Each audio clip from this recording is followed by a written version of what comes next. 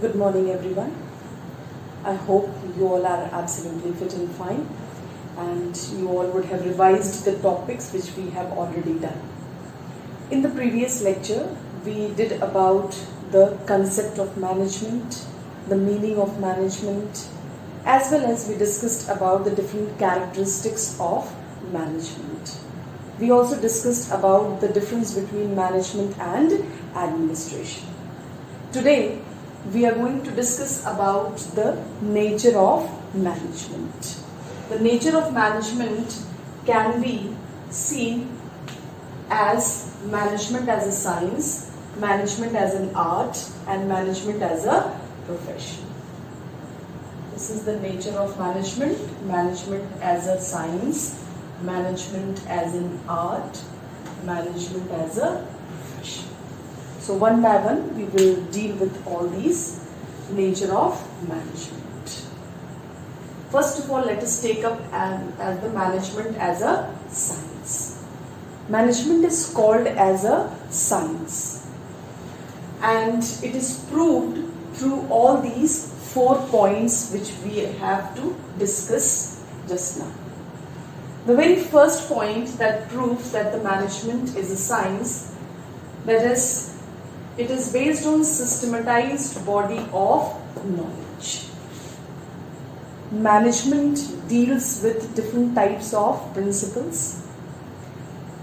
We will study about the different principles given by Henry Fayol and the different principles given by F.W. Taylor.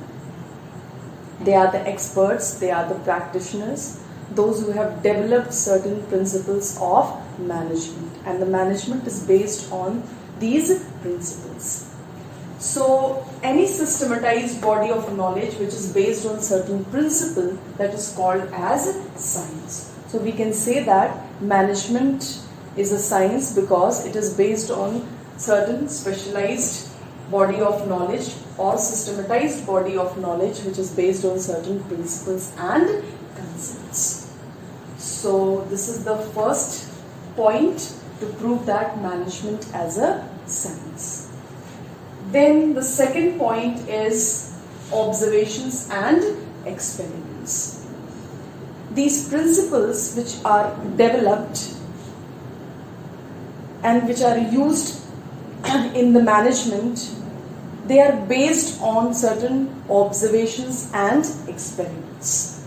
It is not done merely on trial and error method, but the observations and experiments are conducted, and after that only these principles are developed. F.W. Taylor and Henry Fayol, these experts and practitioners, they went in different organizations, different factories, they visited many organizations. Then they observed how the workers are working in that organization. What are the problems which they are facing in that organization? And then on that basis, they developed certain principles. That is, we can say that it is based on certain observations and experiments. So under this management as a science, this is the second point, that is observations and experiments, means the principles are based on the observations and experiments which are conducted by the experts as well as the practitioners. Now the third one, that is cause and effect relationship.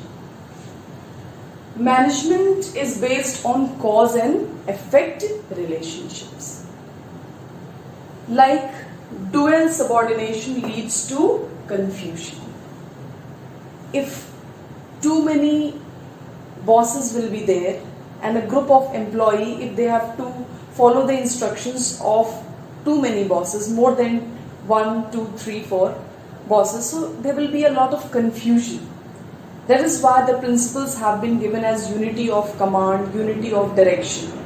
That only a group of people should obey the instructions of one superior, or they should work under one superior, or they should follow the instructions of one superior. So there will be no confusion and smoothly they will be able to do their work. So that is why we say that It is based on cause and effect relationship.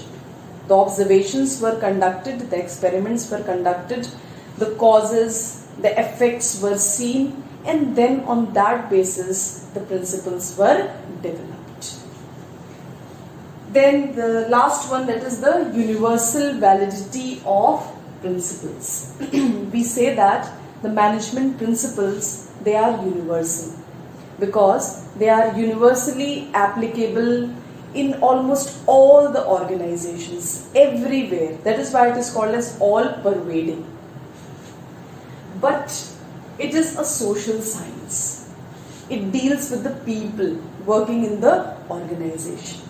And people, they cannot be tested in laboratory because they have the ability to think, to feel, to react, to change their behavior. So it is very difficult to test those things in a laboratory.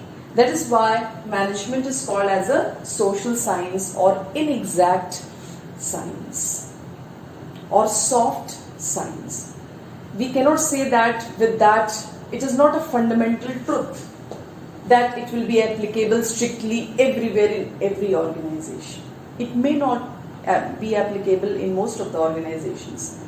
But with little bit modification, these principles are used in almost all the organization, most of the organization. That is why it is called as universal validity of principles. So these were the points that proved that management is taken as a science. Now let us move towards management as an art. Management is also called as an art, and this will be proved on the basis of these 4 points which we are having. So the first point is practical knowledge. Practical knowledge means the application of theoretical knowledge. That is called as practical knowledge. Whatever we have made the principles, the theories that has been developed, when practically we deal with the people, those who are working in the organization, then we find the changes. So after that only we understand that how the people are reacting, how the principles which we are following, how the people are reacting to those situations. So that is called as practical knowledge. Theoretically the things are different, but practically when we apply those at the different levels of the organization, then we find out that how successfully these principles are applicable. So this is called as practical knowledge, that is the application of theoretical knowledge. Then personal skills. The managers, they have to use their personal skills. Personal skills, intelligence, their knowledge to overcome different difficulties and to take different decisions at the spur of the moment, because the things are changing every now and then. So they have to decide that how they have to apply these principles in their organizations, how the modifications are to be done, and how after modification, how we are going to use these principles which will be successfully applicable in our organization. So this depends on the personal skills of the managers, those who are managing the organization. So that is why we say that management is an art also, because the managers, they have to use their personal skill. Then creativity. The management is very, very creative, because you can see the things are changing overnight. They have to see what are the circumstances which are there in the external business environment. They have to be very, very creative and innovative. Then only they can apply these principles successfully in their organization. So this is related to the creativity. because many times they have to take different types of decisions at the spur of the moment. So the main target is to satisfy the customers. So they have to scan the environment, they have to make changes, innovations, and then only they can satisfy the customers and get the profit. Then the fourth one is perfection through practice. Art requires continuous practice. The management, they get perfection only through practice.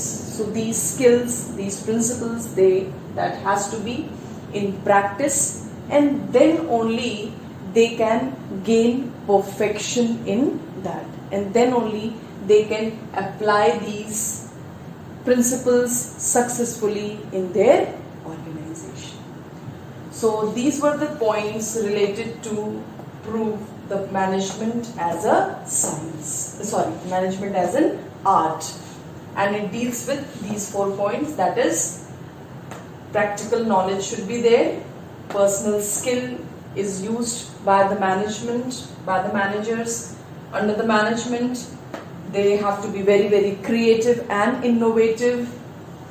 Then perfection through practice. By practicing all these skills, they get into a practice of using these principles successfully in their organization. So this was management as an art.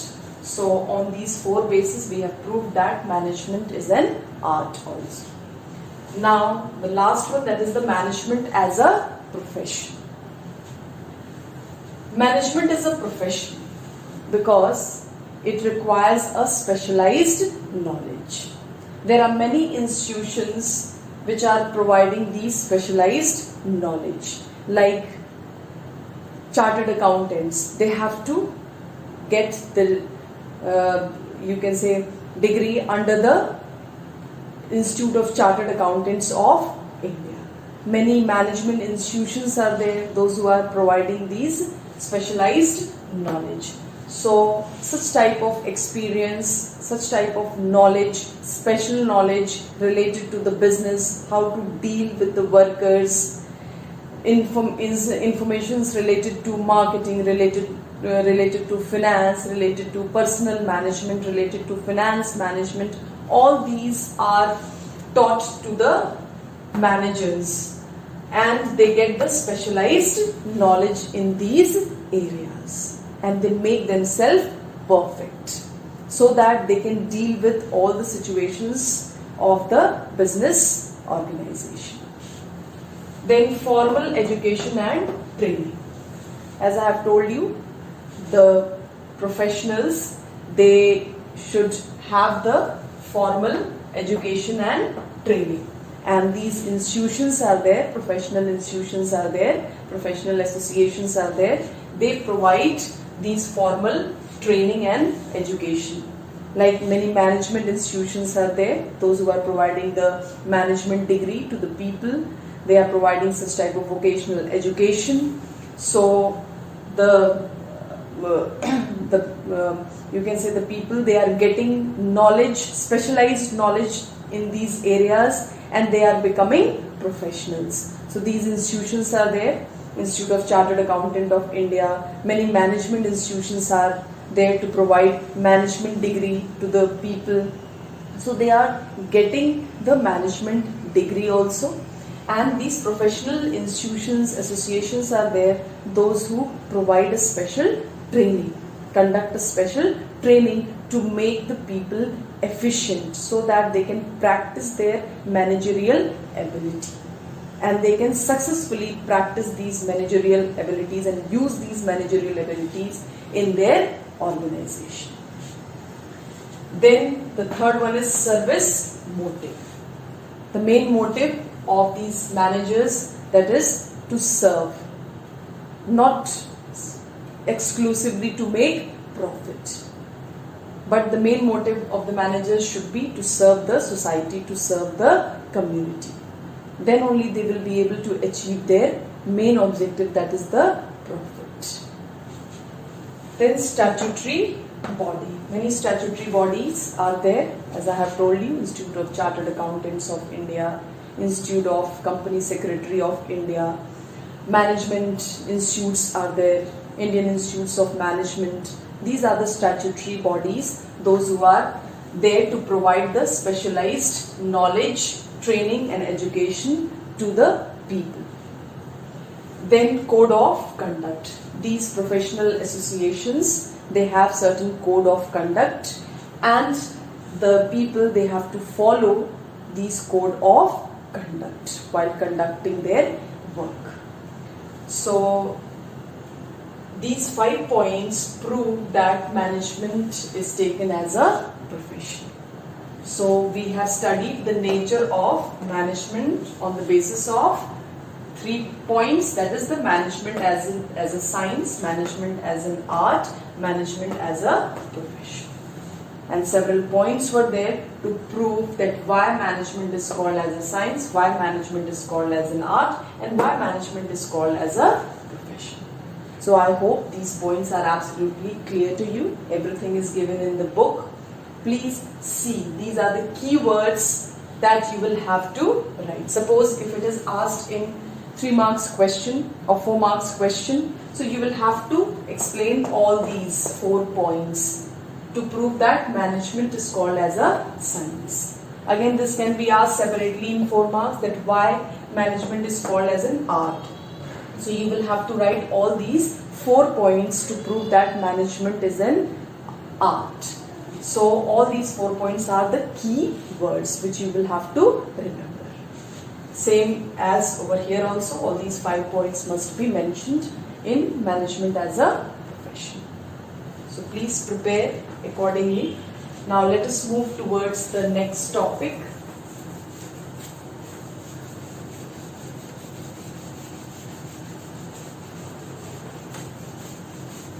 The next topic which we are going to do, that is objectives of management.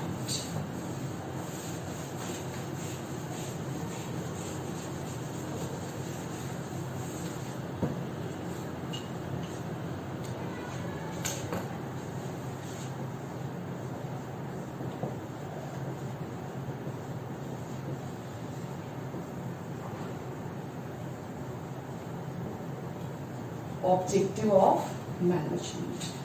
The very first objective of management is profitability.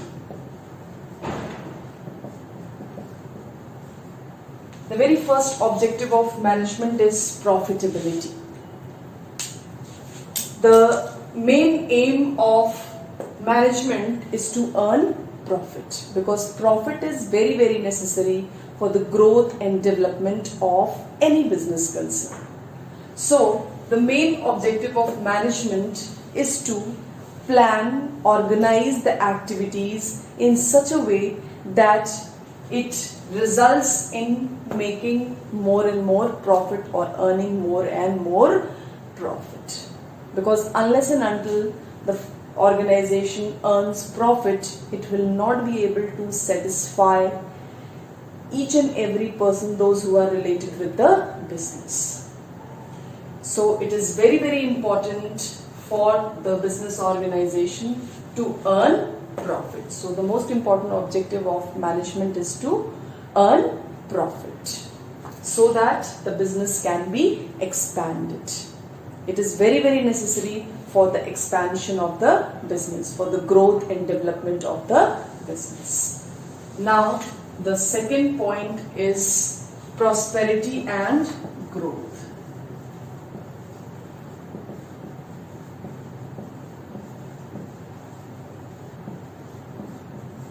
See, the second point is related to the prosperity and growth. Now, the second objective is related to this first objective only. Unless and until there is profit in the business, the management is conducting all the activities successfully so that the business is earning profit. If the management is able to earn profit, then only there will be prosperity and growth in the business. So the most important objective of management is the prosperity and growth of the business, because the continuity of business depends on the growth. Unless and until there is growth, expansion of the business, there cannot be prosperity. There cannot be development. And how there will be prosperity? When there is profit in the business. So management aims at earning more and more profit that will lead to the prosperity and growth of the business. Now the third point is related to change and innovation.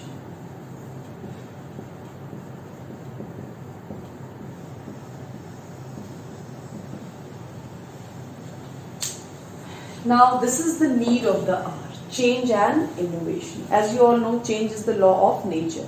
And there are certain external business environment that is changing every now and then. And the business concerns, the managers, they have to scan the environment continuously to find out the opportunities and threats. Because unless and until they find out the opportunities and threats, collect the informations from the market, they will not be able to take different decisions.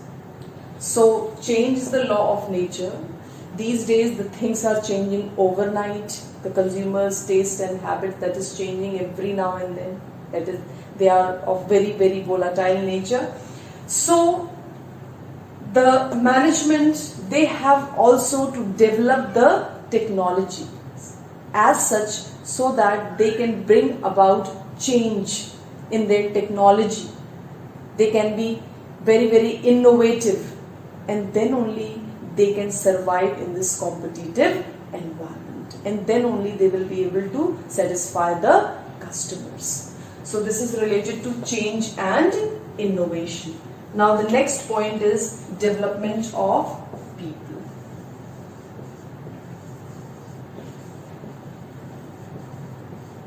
Development of people. Here, this point, development of people, here people means the people, those who are working in the organization. The workers, those who are working at different levels in the organization.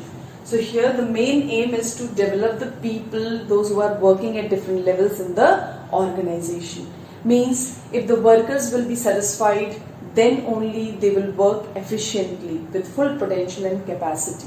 And then only the productivity will increase. And when productivity will increase, then profitability will increase. And when there will be profitability, there will be prosperity and growth in the business. So the main objective of management is to develop the people, provide training, provide them better working conditions so that they can work efficiently and effectively. Then the fifth one is discipline and morale.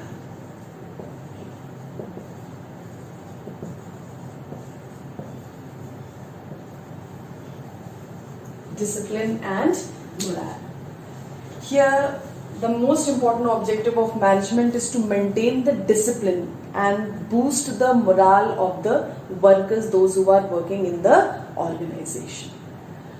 So, discipline is to be maintained so that the work can be successfully conducted, smoothly conducted.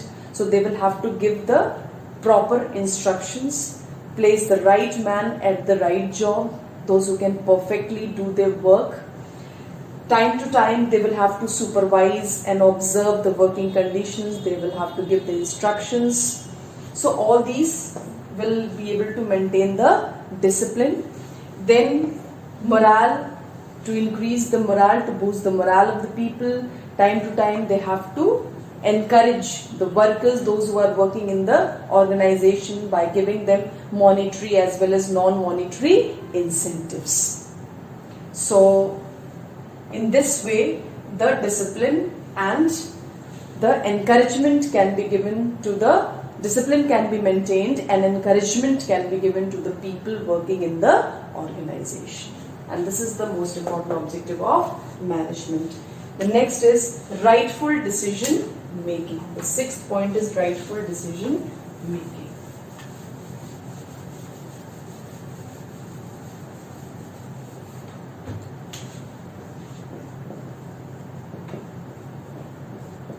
rightful decision making.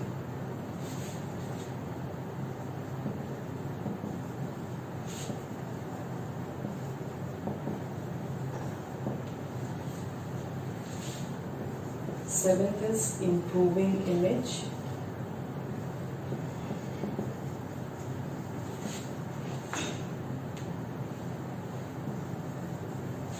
And the eighth one is quality goods at fair prices.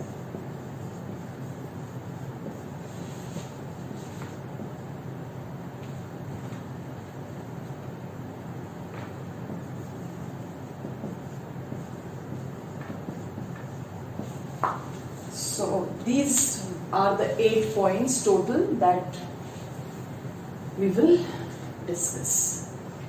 5 points we have already discussed. This is the 6th one, 7th one and 8th one. So let us take up the 6th point, rightful decision making. The main objective of management is to take the right decision at the right time. And in this competitive environment, this is very, very critical. The organization, the managers, they can take the right decision at the right time only when they know the external business environment with accuracy. And this they can know only if they are continuously scanning the environment. They know what are the opportunities, what are the threats available, who are the competitors, what type of policies they are following. Unless and until they know about all these things, they will not be able to take the right decision at the right time. And decision making, that is the most important function of the management. So they have to take the right decision at the right moment. Then only it will be successful for the organization. Then only the organization will be able to earn profit, conduct smoothly all the activities of the organization. Then the 7th point is improving image. This is also one of the objective of management, that is improving the image, because it is very, very important to maintain the image, goodwill and reputation of the business. And the image can be improved only when the right decision will be taken at the right time, when the workers will be satisfied, when the workers will work properly. So properly when the orders are issued, supervision is conducted, monitoring and controlling is there, then only the efficient performance of work can be seen in the organization. And then only the profitability, the productivity of the organization will increase. And once the profitability will increase, of course, that will help in increasing the image, goodwill and reputation of the business. Then quality goods at fair price. That is why most important objective of the management is maximum production at minimum cost, so that they can supply the better quality of products at reasonable price to the consumers. And those who are doing this, they are only successful because the consumers wants the better quality of products at minimum price. And you can see there is a lot of competition in the market. So it is very difficult to survive in this competitive environment. So this is the most important objective of the management. So we have discussed all these 8 objectives of the management. Now let us move towards the the importance of management.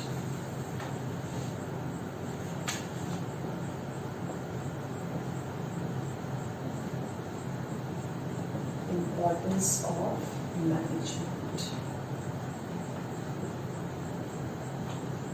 There are several points which are given as importance of management.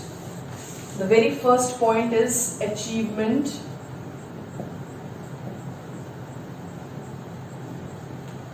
of group objective.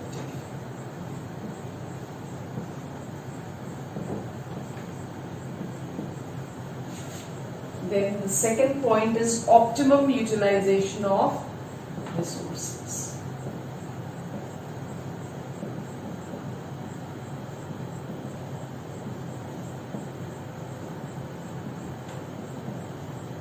Third one is minimization of cost.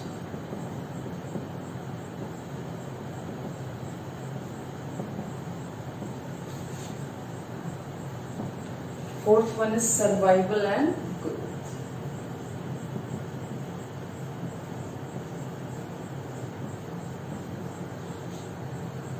Fifth one is higher standard of living.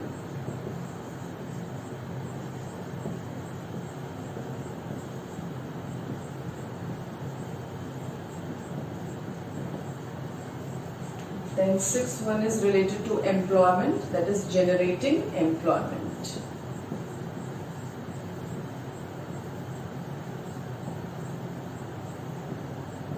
And the seventh one is development of nation.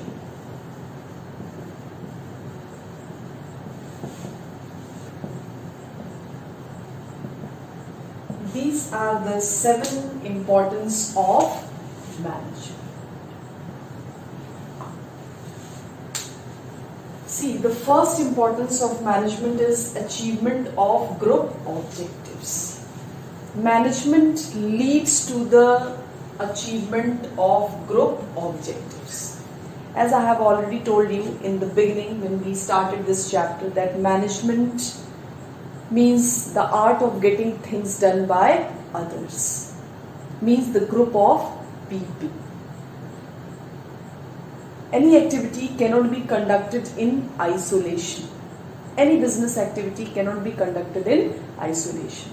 So the group of people are there, those who are performing different activities. So here the group objectives, the achievement of group objectives. So management leads to the achievement of group objectives, which will lead to the achievement of overall objectives of the organization. And how that is done?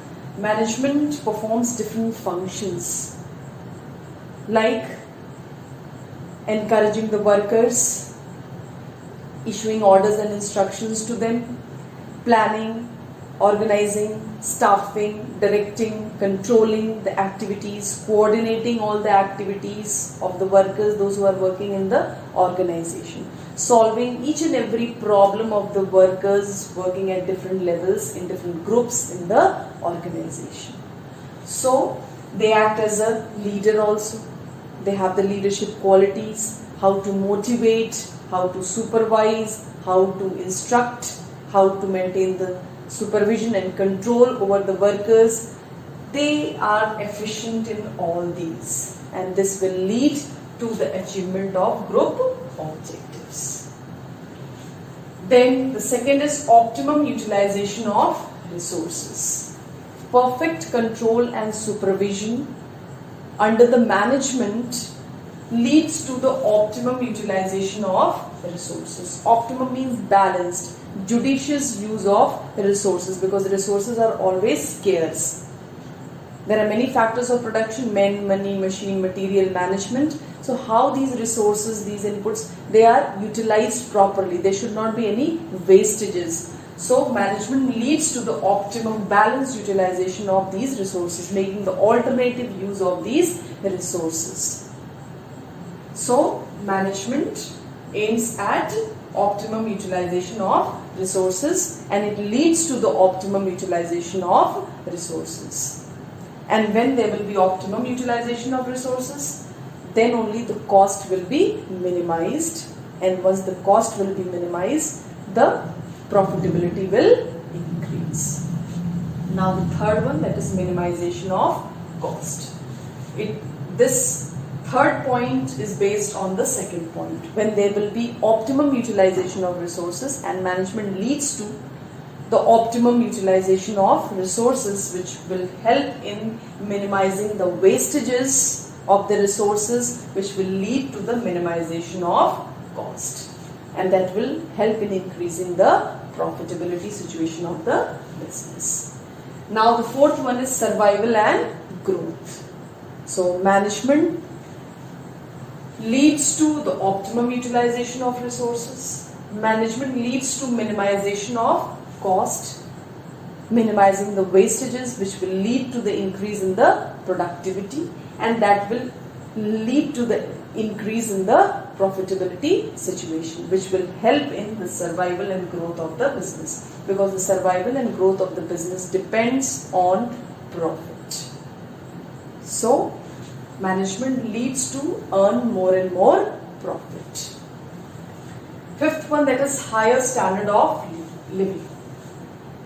It leads to the higher standard of living because it is minimizing the cost, with the help of which the quality goods, the better quality of products are given to the customers at reasonable price. So they are satisfied, they are paying less, but they are getting the better quality of products. It is providing employment opportunities also. The standard, so definitely that is going to increase the standard of living of the people. The people will be able to save more and more, and they will be able to use better quality of product at a reasonable price. That will lead to the higher standard of living. Now the next point, that is generating employment. Management also helps in generating employment. As we have seen that it helps in the achievement of group objectives. It helps in the optimum utilization of resources. It helps in minimization of cost. Now, who all are working in the group? The people. The people at different levels, they are working. The persons, they are working in the organization in different groups at different levels.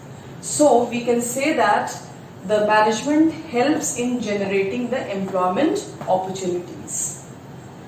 People are there working in the organization, and one more thing you can see, this leads to survival and growth of the business.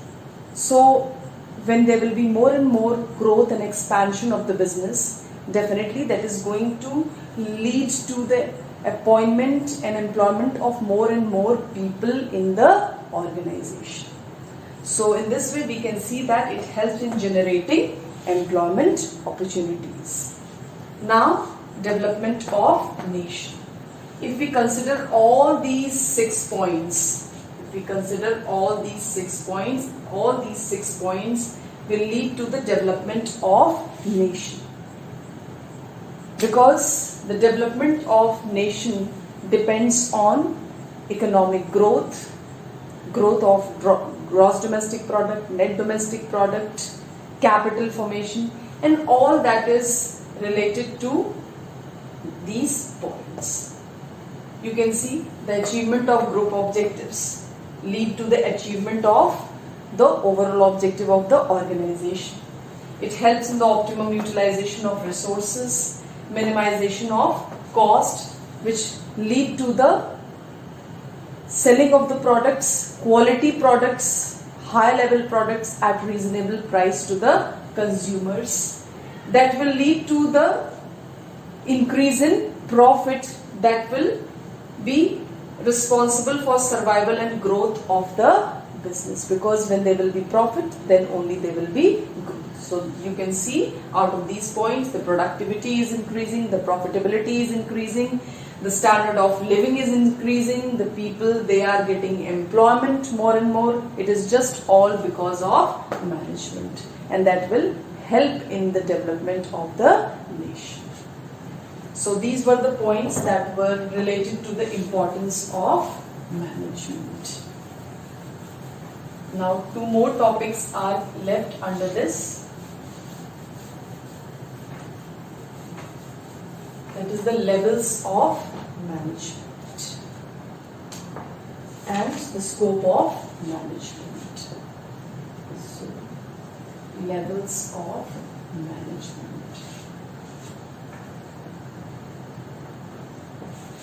Here the levels of management, we have 3 levels, that is the top level, middle level,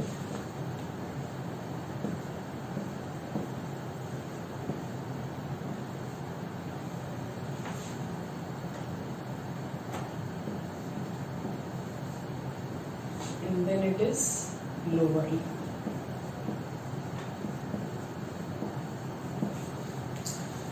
In the top level of management, we can include, that is the board of directors,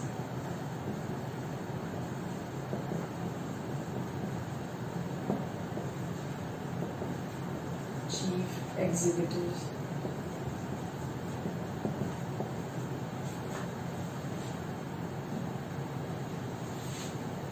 managing directors,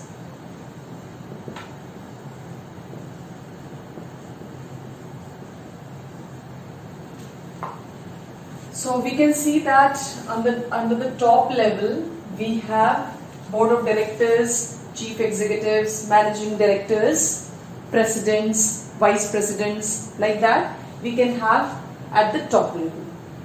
I have already told you the main functions which are performed at the top level, that is, they are there to frame the policies, procedures, programs, make the budgets, make the strategies. So these are the work that is done by the top level management. Mostly they are responsible for deciding that what will be the objective of the organization, how the objective of the organization that is going to be achieved. So they will first of all decide the objective of the organization, means they are going to determine the objective of the organization. Then they will plan that how the objective of the organization will be achieved, who all will be there for the achievement of those objectives, how the resources will be collected. So for all that they will plan. Then they will organize everything at one place, collect. They will make the budget. They will arrange the capital. So all these things are done by the top level management. They will even appoint the people, those who have to work at different levels in the organization. They will appoint different departmental managers. There are certain decisions which are to be taken exclusively by the top level management. So all those decisions they will keep it to themselves. There are certain decisions which can be taken by the middle level also. So they can delegate those or transfer those, you can say, responsibilities to the lower level. So they can give the authority, transfer all those authorities and responsibilities to the people, those who are working at different departmental levels. So they are there to frame the strategies, policies. They are there to control, supervise, make the rules, regulations, everything, how to conduct the business. They are mostly responsible for each and every functioning of the organization. Whatever decisions which are to be taken, they are there to take the different decisions. At the spur of the moment, many decisions are to be taken, so they are there to plan out those things, to prepare the strategies, programs, budgets, rules, regulations, and all these that is decided by the top level management. I hope it is clear to everybody. Now let us move towards the middle level of management. The middle level of management includes departmental managers. Departmental managers. Departmental managers can be like finance manager,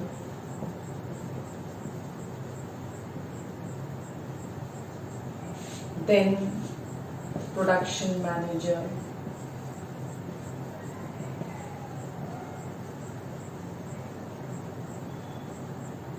sales manager,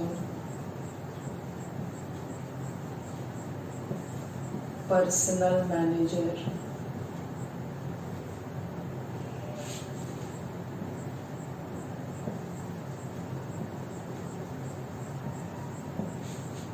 marketing manager,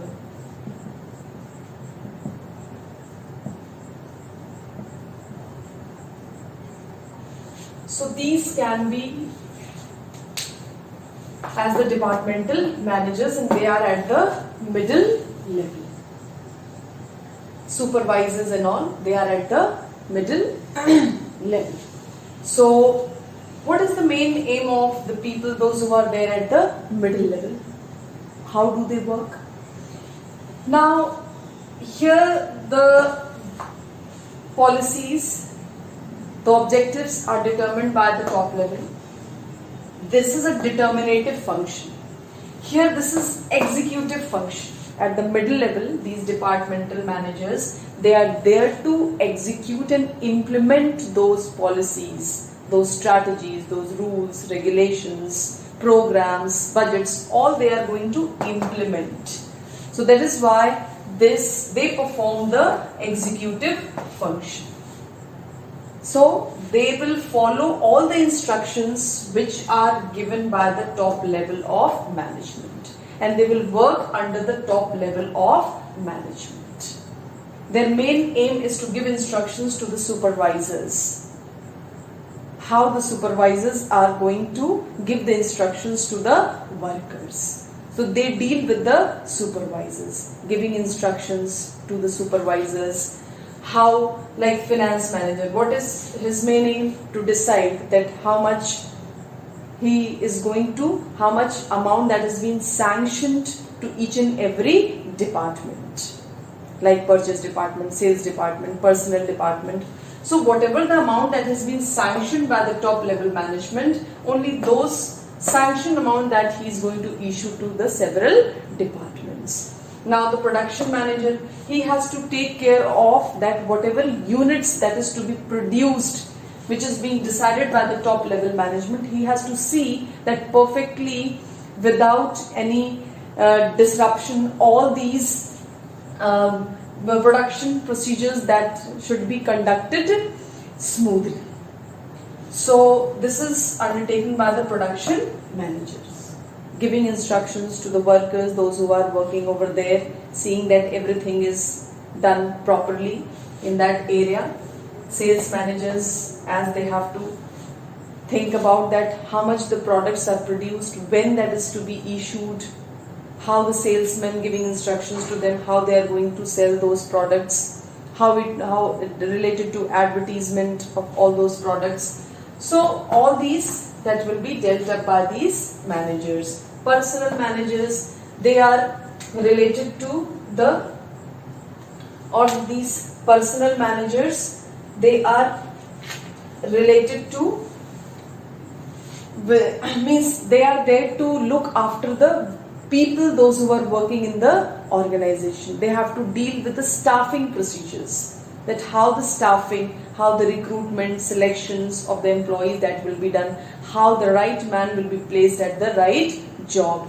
So these are to be conducted by the personnel managers, how their skill is to be enhanced, how to conduct their training and development programs for the workers working at different levels. So they are going to look after all these things.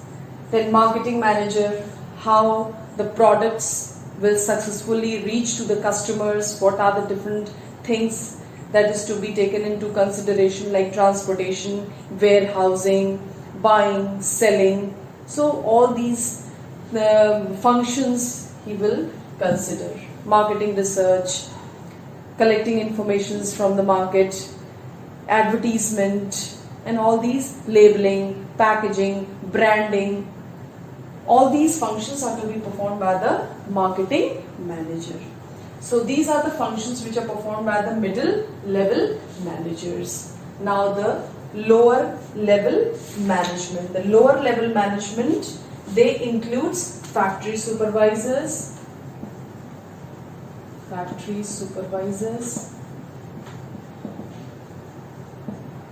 then sales officer, and then office superintendent.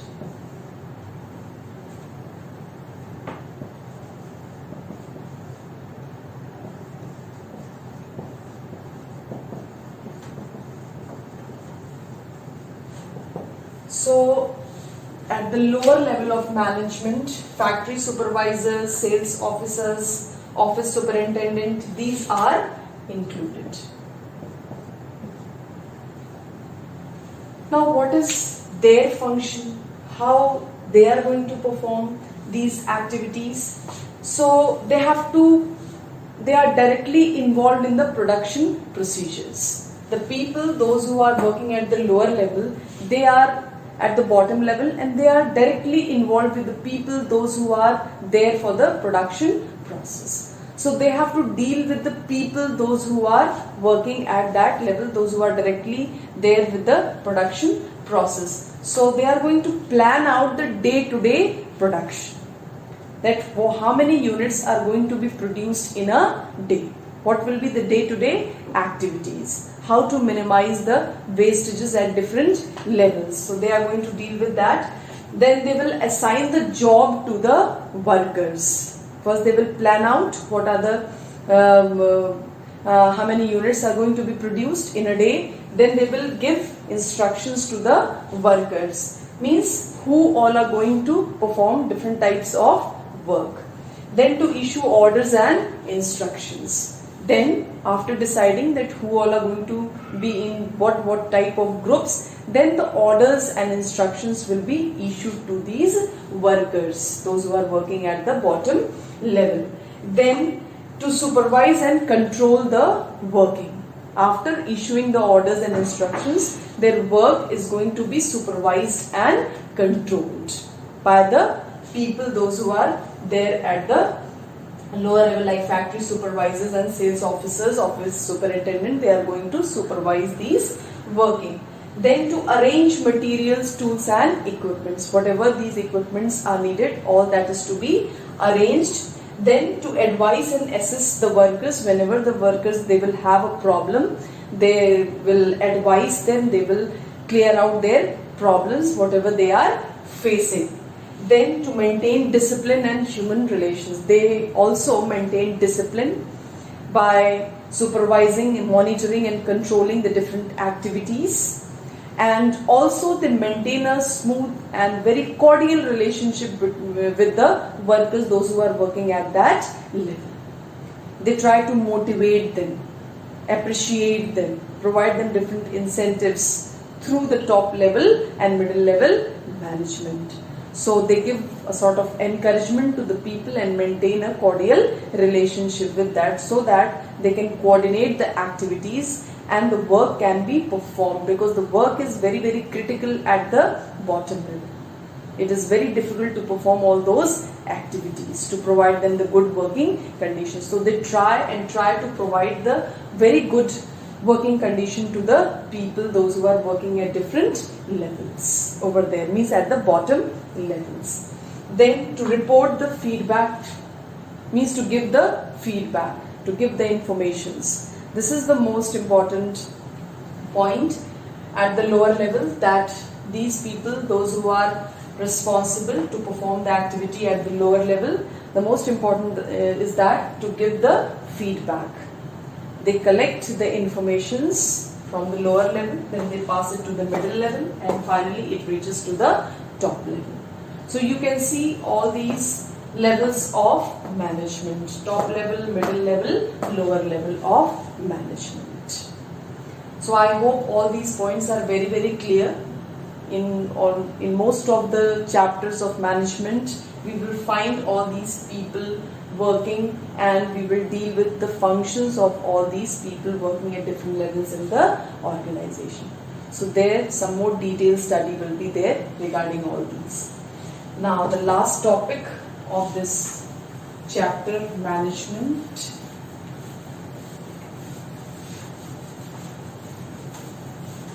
That is the scope of management.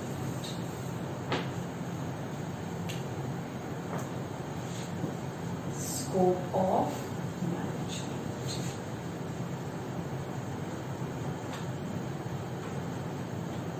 The scope of management can be seen in different terms, like finance management,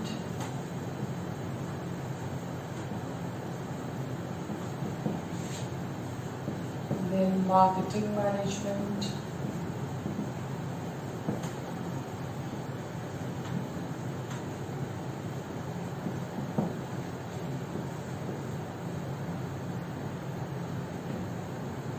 production management,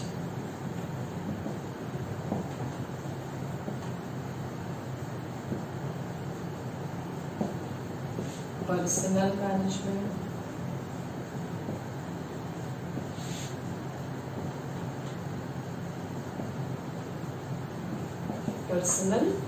management, then it is purchasing management and office management.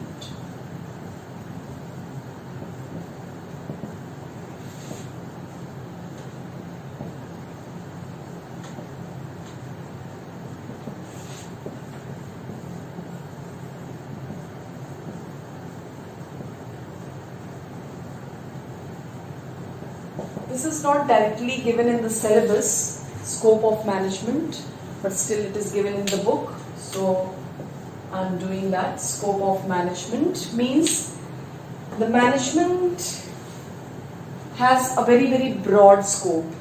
You can see there are so many areas where management is required. You can see the management is required in finance, the management is required in marketing, the management is required in production, the management is required in personnel, the management is required in purchasing.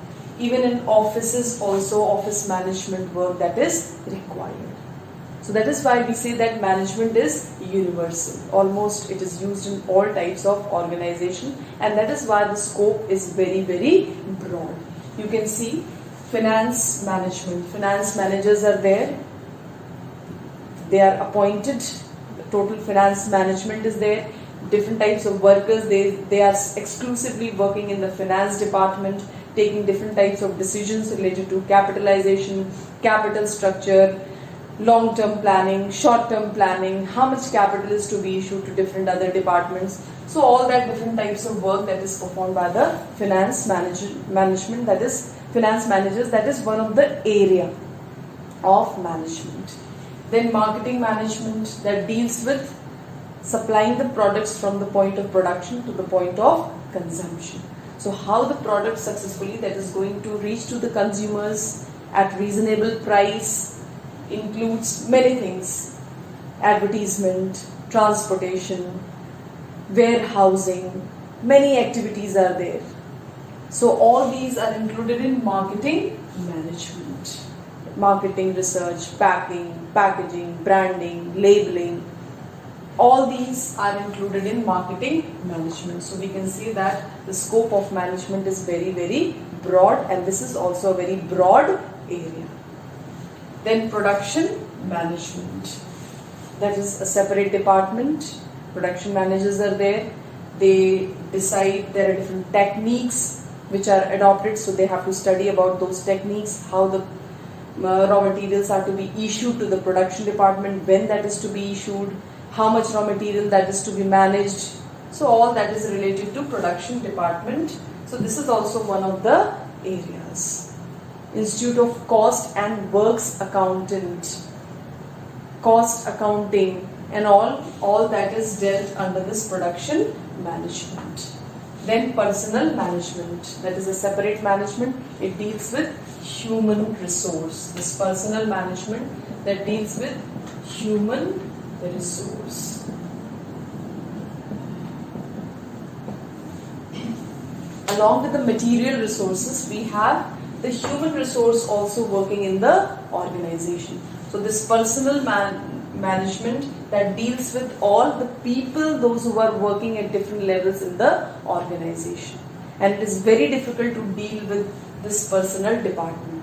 How to convince the people, how to issue the instructions, if any changes are to be made, how to make those changes, how to give instructions to the people, how to convince them for those changes, because the change is the law of nature and every now and then you can see the things are changing.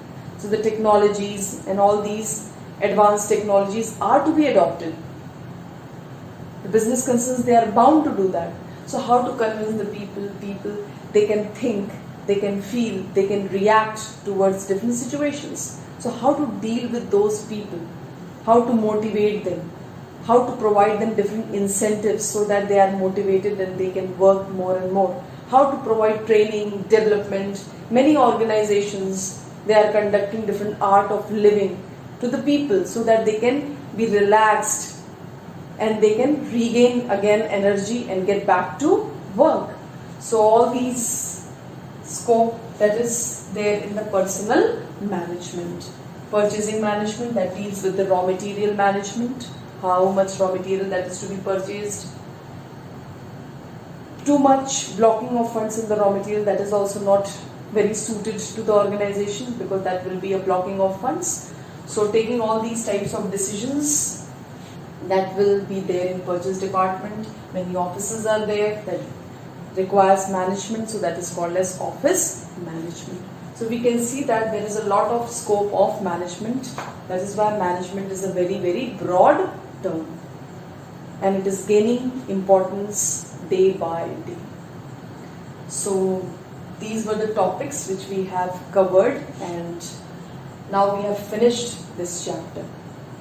After this, we will start another chapter, that is the principles of management. This was related to the concept and meaning of management, including the nature and scope of management. So this chapter we have completed. Now total 5 chapters we have completed, and these 5 chapters will come in your first semester examination. Please make a note of it. These 5 chapters will come in your first semester examination. So your first semester examination portion is over. So whenever we will meet in July, we will revise these topics and then we will proceed further for the 6th chapter. Thank you very much.